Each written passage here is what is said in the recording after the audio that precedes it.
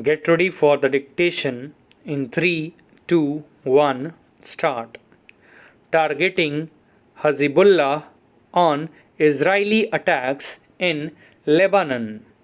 Israel and the Shia militia should not risk a wider war by engaging in targeted attacks.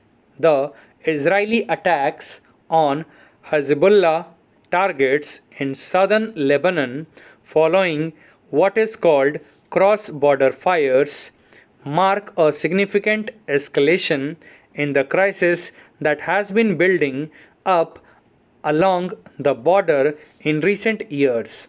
Hezbollah, a Shia militia come political party in Lebanon and Israel, which have fought two wars before, have been observing a tenuous ceasefire for 14 years. Tensions began after Israel's targeting of Iranian weapons and supplies within Syria. Israel fears that Iranian supplies to Hezbollah via Syria, where the Shia militias fought alongside regime fighters against rebels and Sunni jihadists, would leave them stronger, enhancing Israel's security challenges in the northern border. In July, a Hezbollah commander was killed in an Israeli raid in Syria for which the group had vowed retaliation.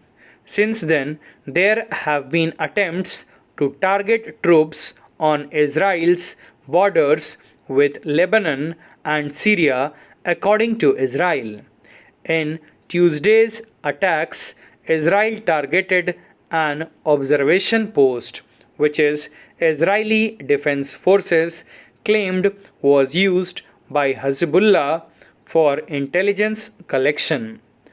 The raid at a time when Israel was carrying out an air campaign in Gaza shows the growing appetite of the newly formed unity government of Netanyahu under fire at home over its handling of the COVID 19 crisis, for war as a means to address the simmering border problems.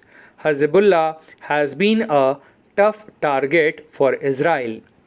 In 2000, after 18 years of occupation of southern Lebanon, Israel was forced to withdraw mainly due to the fighting of Hezbollah.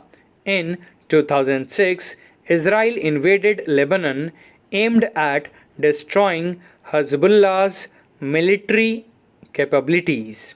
But after a month of Israeli aerial and land attacks, even on the day of the ceasefire, Hezbollah fired hundreds of short range rockets into northern Israel.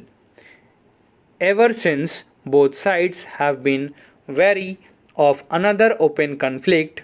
Israel, which has bombed Gaza several times since its 2005 withdrawal from the strips, had been carefully when it came to Hezbollah.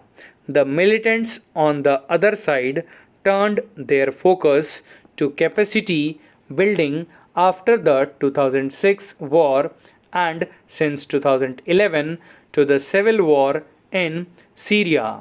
The Ba'athist Syria has been a vital link between Hezbollah and Iran ever since the group was founded in the early 1980s.